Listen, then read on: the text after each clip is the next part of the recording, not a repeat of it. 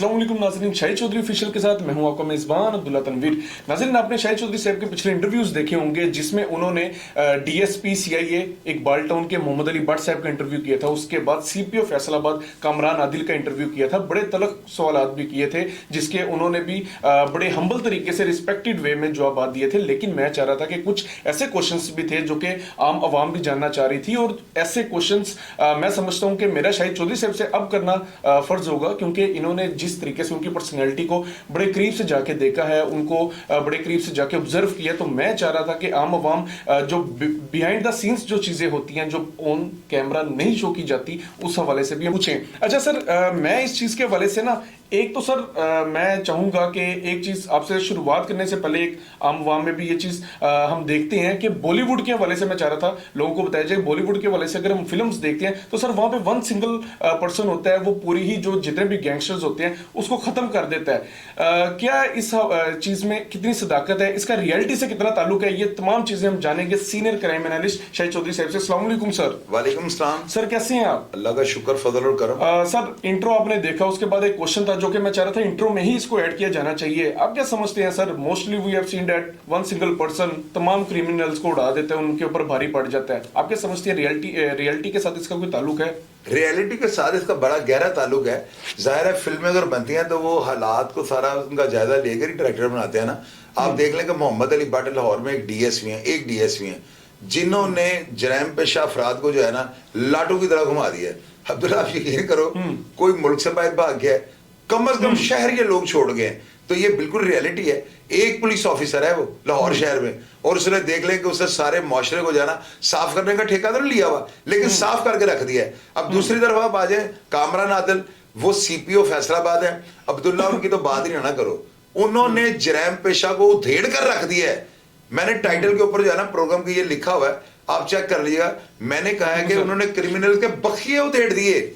उन्होंने तो एक ऐसी रवायत कायम कर दी है ना, क्योंकि वो कमांडर है।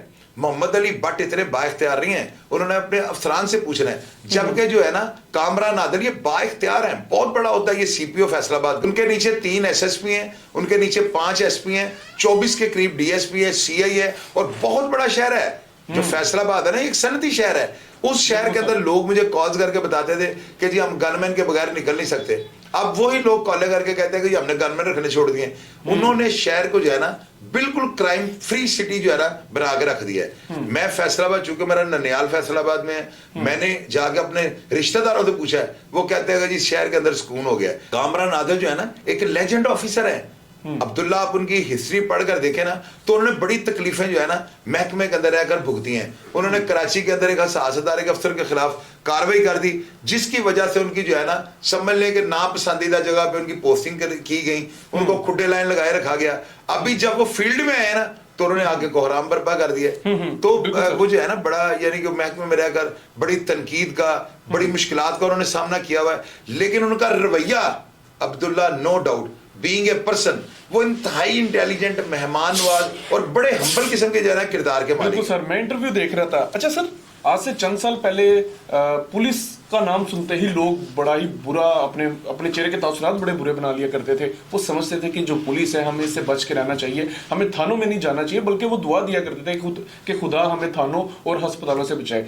अच्छा सर, मेरा जो क्वेश्चन बेसिकली इस हवाले से रेज हो रहा है कि बाज़ पुलिस अफसर हैं जो कि आम आवाम की खिदमत करके इस चीज़ के हवाले से बड़ा फख्र भी करते हैं, लेकिन बाज़ पुलिस अफसर जब तक किसी आम शहरी को तंग ना कर ले उनको सुकून नहीं आता। तो सर, इस तरह के police officers once in a blue moon क्यों आते हैं? लाइक हर बार की तरह क्यों नहीं हम देखते हैं कि जिस तरीके से अभी, मतलब मैं चाह रहा था क्वेश्चन थोड़ा लेंथी कर लें। मोहम्मद अली भट्ट साहब की जो टीम से आप इंटरव्यू कर रहे थे, उनका ये कहना था कि हमारे करंट जो आईजी हैं बहुत अच्छे हैं, बड़े दबंग हैं, बड़ा ख्याल रख रहे हैं। सर, आईजीज तो पहले भी गुजरे हैं, इस तरह के अच्छे पुलिस ऑफिसर हर वक्त क्यों नहीं मुयस्सर होते आम आवाम? क्या रीजन है कि इदारे हर बार अच्छे पुलिस अफसरान को पैदा नहीं कर पाता?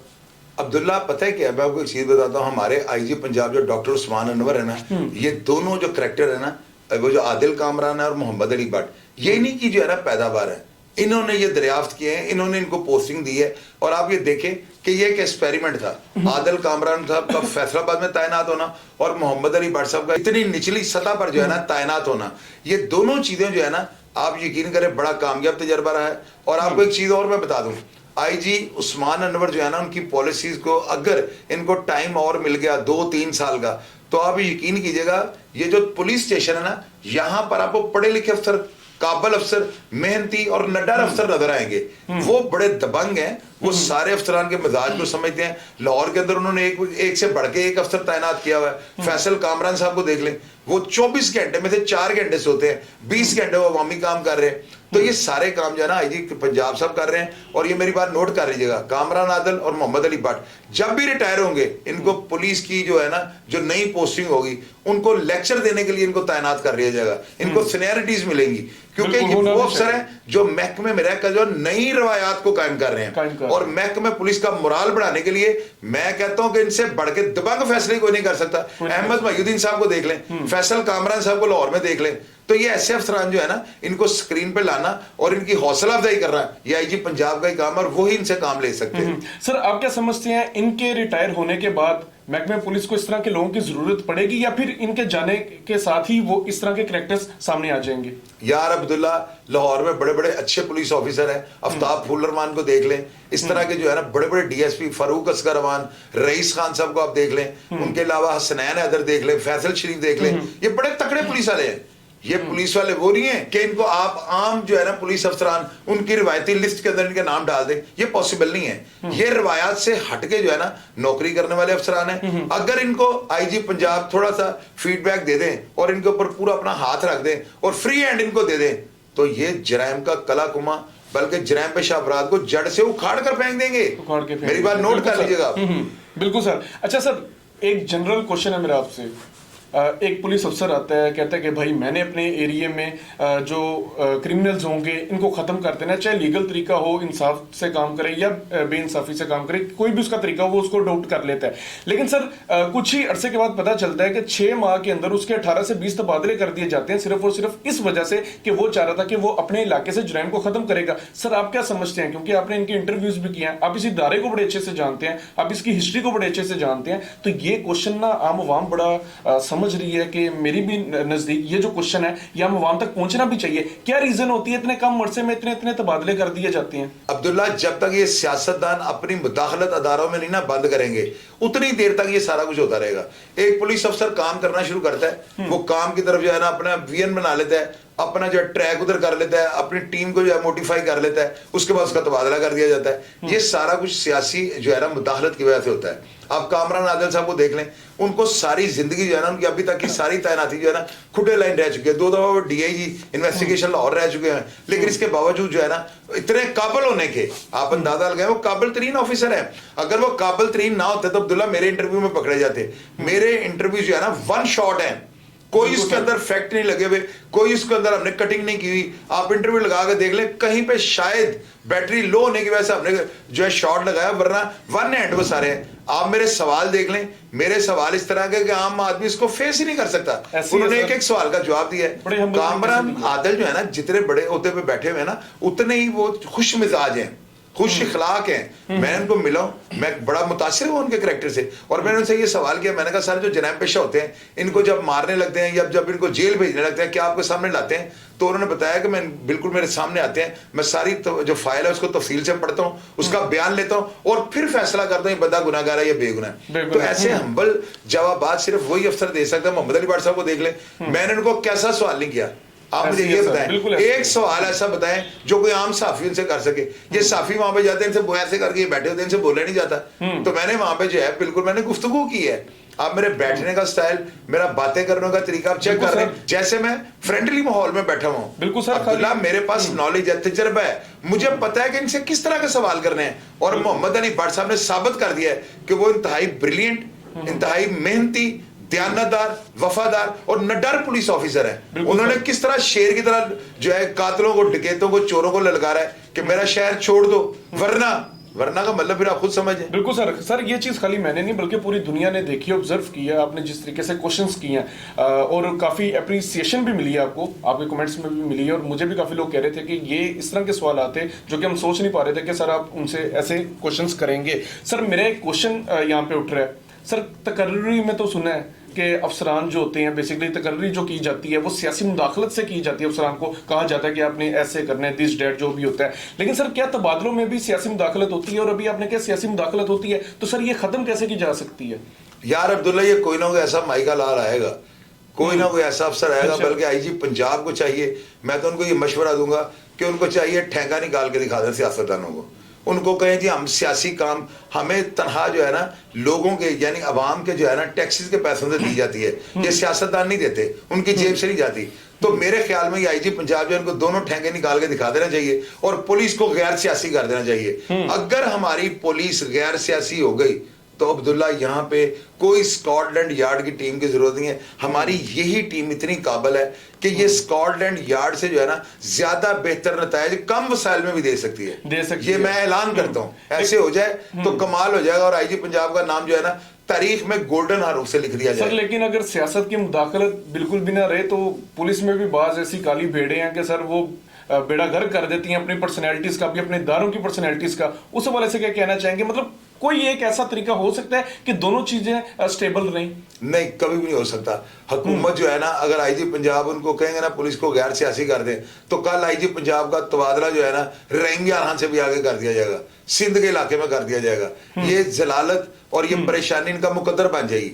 हमारे यहाँ जो है ना रिवायत इस तरह की बन चुकी है, ये जुडिशरी को जो है ना जुडिशल जो है हमारा सिस्टम, उसको इसके ऊपर कार्रवाई करनी चाहिए। जजेस को जो है ना सियासत से पाक कर देना चाहिए पुलिस को।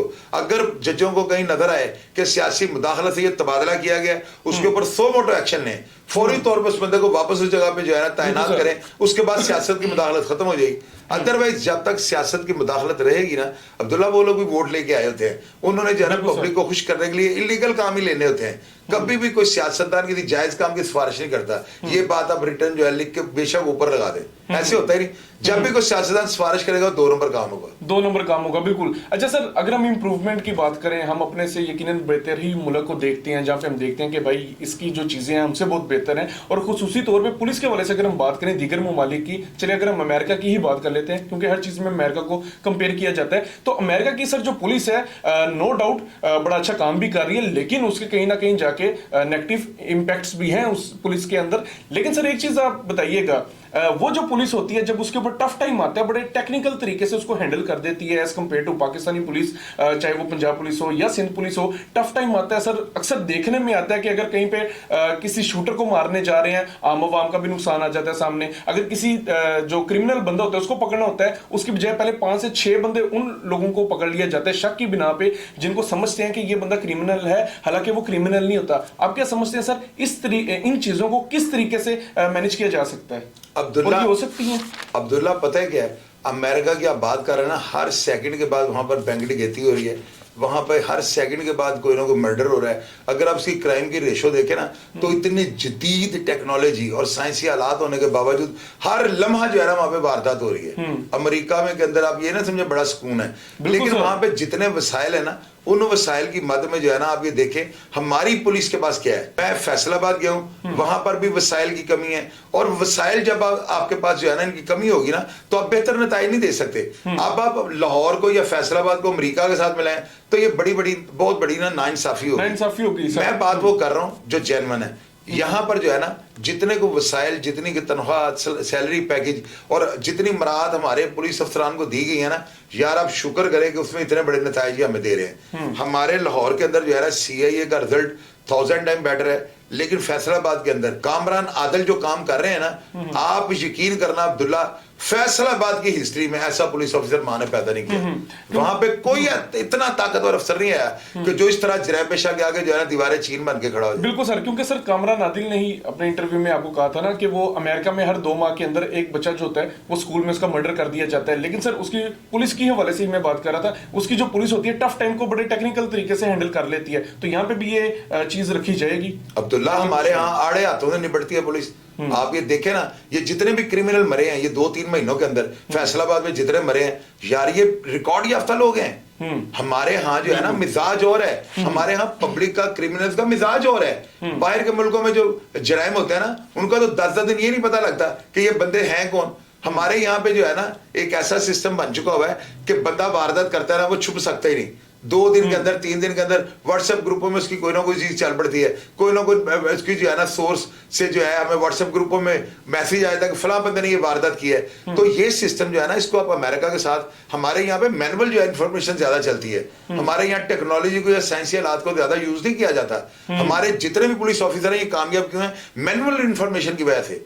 इनके पास जो है ना इतनी इंफॉर्मेशन है कि आपकी सोच होगी, जहां पे वारदात होती है ये अपने सोर्स को इस्तेमाल करते हैं और रात तक उसका खुरा निकाल लेते हैं। यही हमारे सीआईए के अफसरान की, फैसलाबाद की पुलिस की कामयाबी की अलामत है। सर, आप नहीं समझते गवर्नमेंट को चाहिए कि मजीद हमारे पुलिस के जवान को शहीद होने से बचाएं? इनकी जो वसाइल की कमी है उसको पूरा किया जाना चाहिए यार। अब्दुल्ला, जितनी ये मेहनत करती हैं, जिस तरह रिसेंटली सर अब्दुल्ला, मैं आपको बताता हूँ, आपके पिछले प्रोग्राम में हमने बताया था केबल ऑपरेटर। मैंने ये बात जो की थी ना, मैं दावे के साथ ये कह सकता हूँ, अगर केबल ऑपरेटरों के बच्चों को या इनको चेक किया जाए ना, तो सारे शहर के क्रिमिनल्स इनके पास हैं, मंशियात फरोश इनके पास है, कब्जा ग्रुप इनके पास है, बत्ताखोर लोग इनके पास हैं, हर तरह का क्राइम करने वाला जो है ना उससे केबल ऑपरेटरों के आगे पनाह ली है।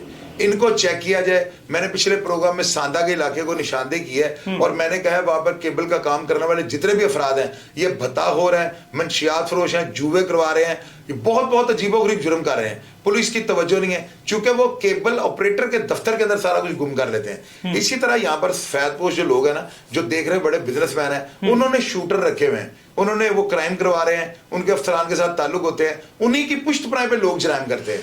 जब तक इन लोगों का कलाकुमा नहीं होगा तो शहर को साफ आप नहीं कर सकते। व्हाइट कॉलर क्राइम जो होते हैं सर, व्हाइट कॉलर क्रिमिनल्स जो होते हैं। बिल्कुल। अच्छा सर, मेरा मोहम्मद अली भट्ट के हवाले से लास्ट क्वेश्चन है। आप इनको प्रोफेसर डॉक्टर भी कहते हैं सर, ये कैसे प्रोफेसर डॉक्टर हैं जिनके हाथ से कोई भी क्रिमिनल बंदा आता है उसको शिफा ही नहीं मिलती? यार आपने 7 क्रिमिनल कह दिया ना, 7 आप ये भी कहें कि हैंडलर, आप ये कहें शूटर, टारगेट किलर, डकैत या पुलिस के साथ मुकाबले करने वाला, पुलिस को शहीद करने वाला। अब्दुल्ला, ये हॉस्पिटल है इस तरह का, ये जो लोग हैं ना ये बिल्कुल लाइलाज हो चुके होते हैं। मेरी बात आपने याद रखनी है। तो मेरी नजर में जो है ना, अगर ये सीआईए इकबाल टोन इनको जहर का टीका भी लगा देती है ना, तो इनका हाल यही है। आपको पता है बावले कुत्ते को क्या करते हैं? गोली मार देते हैं। तो ये लोग जो है ना बावले हो चुके होते हैं, ताकत के नशे में खुमारी इनको इतनी चढ़ चुकी होती है। ये पुलिस को, जब आप पुलिस के ऊपर इंटेप्ट करते हैं ना, आप पुलिस वाले पे फायरिंग कर देते हैं, तो आप सोचे आप कितने बड़े क्रिमिनल बन चुके होते हैं। तो इन लोगों को जब उस हॉस्पिटल में ले जाया जाता है, तो मेरी नजर में अगर वो जहर का इंजेक्शन भी दे देते हैं तो बड़ी बेहतर पॉलिसी है, क्योंकि इन लोगों का कोई इलाज नहीं।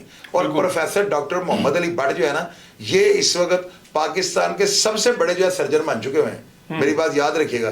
बेशक क्रिमिनल तो उनके हाथ से शिफा नहीं होती, लेकिन आप ये देखें शहर के अंदर अमन मुहैया करने में इनकी पॉलिसीज और इनकी मेडिसिन कितनी कामयाब और कारगर है। बिल्कुल सर, बिल्कुल। नाजरीन, आपने भी यकीनन उनका जो इंटरव्यू देखा होगा, उसमें भी ये चीज नोट की होगी, कितने उन्होंने एक जो है ना लोगों के, पब्लिक के साथ उन्होंने स्पीच करते हुए उन्होंने शेर की तरह दहाड़े हैं वो, और उन्होंने ललकार के कहा है कोई चीमा चट्ठा बड़ाइच जो भी क्राइम करेगा ना और जो पुलिस के ऊपर गोली चलाएगा उसको मौका नहीं दिया जाएगा। नहीं दिया जाएगा। तो यार ये कितनी बड़ी, मुझे बताएं कितनी बड़ी ये इन्होंने बात कर दी है और ऐलाने जंग कर दिया है। तो इसका रिस्पॉन्ड देखिएगा, जराइम पेशा भाग जाए। बिल्कुल सर, दिया जाना भी नहीं चाहिए, क्योंकि पुलिस में भी जो लोग हैं वो हमारा ही खून है, हमारे पाकिस्तानी शहरी हैं।